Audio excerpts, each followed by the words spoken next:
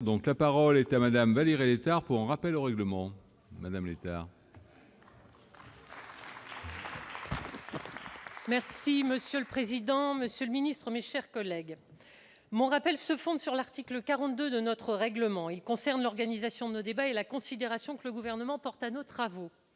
Texte après texte, projet de loi après projet de loi, nous ne pouvons que constater l'absence d'intérêt du gouvernement aux propositions et aux apports du Sénat, que ce soit en commission ou en séance publique.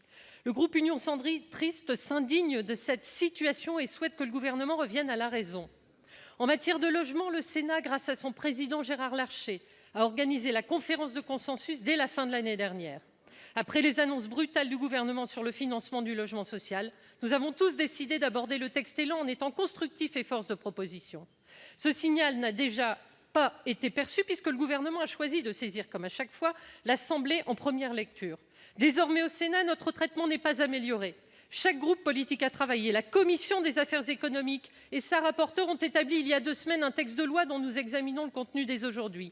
Cette nuit, le gouvernement a déposé de nouveaux amendements, s'ajoutant à de nombreux autres, pour notamment revenir à la rédaction initiale de son texte et balayer le travail du Sénat avant même d'en avoir débattu.